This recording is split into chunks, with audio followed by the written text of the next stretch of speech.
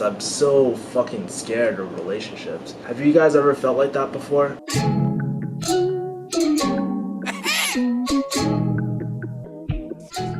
Good morning, mother people. How you guys doing? Recently, I've been taking some time off and just really getting back into reading. And one of the books I'm reading right now is called The Truth. I'm not sure if you can see it.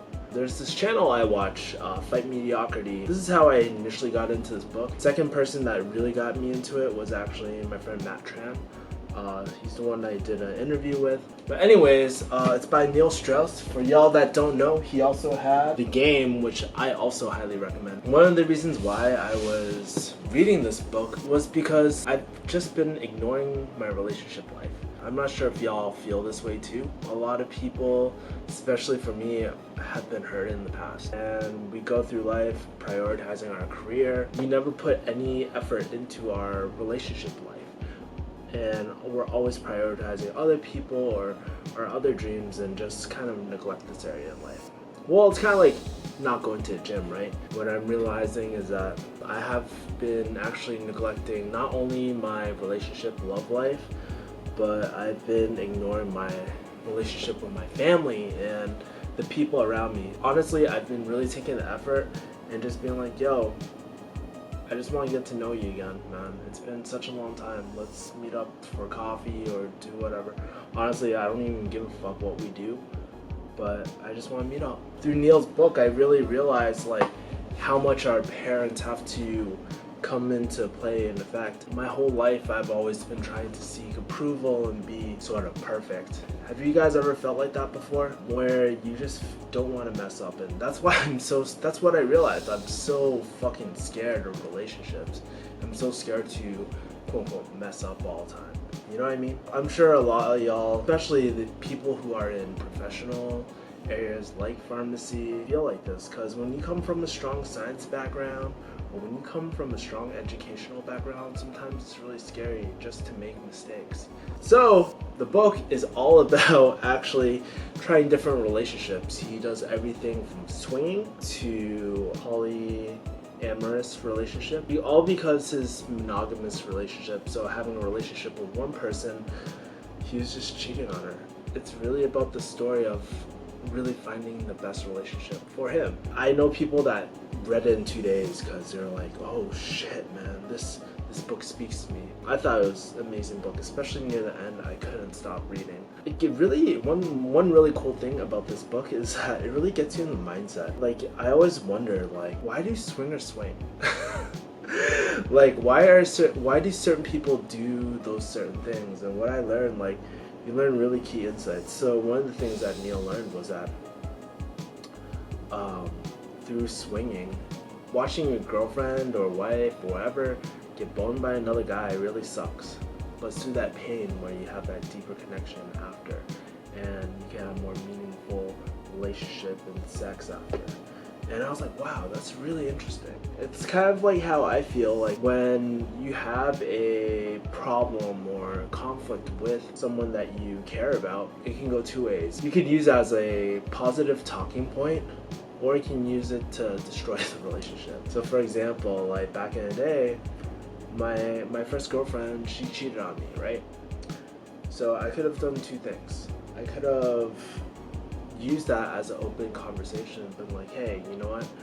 Obviously, there's a need I'm not fulfilling. Why don't we talk about it a little more? Or a second thing, I could just be like, bitch, you cheated on me, fuck you. You know, it's easier said than done, obviously. But it's those real, vulnerable moments where you truly can have the deepest connection with someone. So that was really cool insight about swinging. So I've really noticed a change in my relationships as well. Like my relationship with my father. Because like I've always been seeking approval from people, like from a very young age. Honestly, I always felt neglected as a kid. I at least recognize that pattern now, you know, and I'm trying to break it. I'm trying to show self-love to myself. But even when I went on this recent trip with my dad to Bermuda, we used my childhood as a talking point. So all those times where I felt neglected, where he didn't show up to my graduation, we really delved into it and we just started talking, you know? And rather than taking it so personally, you know, we got to have a really deeper connection with people. And that's the secret to relationships, honestly. Right now, I use the fact that, maybe I've been neglectful of certain relationships, I just talk about it. We just have an open relationship. Yes, it's uncomfortable. Yes, it sucks. But it's so important. I'll give you one last example. Recently, oh my god, I can't even believe I'm talking about this. I've also been going up to my ex-girlfriends because I was talking to a friend and I was telling her I'm just so avoidant of love, like I'm so fucking petrified that another girl will leave me again. And then she was like, yo Kevin, grab it by the balls. She didn't really say that. Grab it by the balls and just go up to your ex-girlfriends, ask them what was missing in a relationship.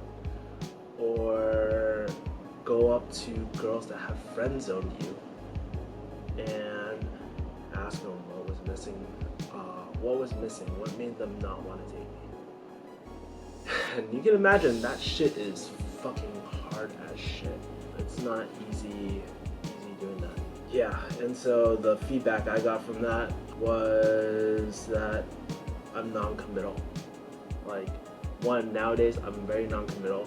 Girls look at it as damn, that's too much work. I cannot change this fool. And also that when I was in a committed relationship, I didn't necessarily always state my intent, and meanings behind my actions got really twisted. So when I was a lot younger, I don't do this anymore because I haven't been in a relationship in a while, but I used to be like, yo, this girl's really hot. And it's not like I'm like, damn, I want to smash that fool, But it was just what I really meant was I thought this girl was really good looking. But at the end of the day, she had the biggest boobs, whatever. But at the end of the day, I'm still with you because I care about you. And it's really setting that intent, which I fucking neglected.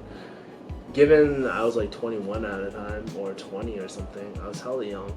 But, it's those lessons or those unsaid things that sometimes are holding us back. So just to recap, you want to have better relationships in life, you have to be vulnerable. I think that's the number one thing. You want to have better relationship with people, own up to stuff that you're uncomfortable about. Talk about those things that are unsaid, because it's really crazy.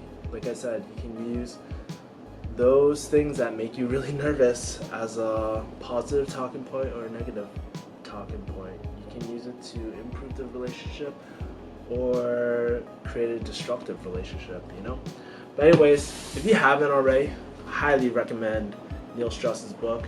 Quite long, it's about 400 pages. It really talks about everything from sex addiction to counseling to it's really a really good book. And what we realize is that it's not other people sometimes, it's us that's the enemy. But anyways, let me know what you guys think of this book. Have you read this book before? Thinking about doing a lot of these more informal coffee talk videos, because doing planned content is getting me a lot of views. I tried it last week, it's doing really well.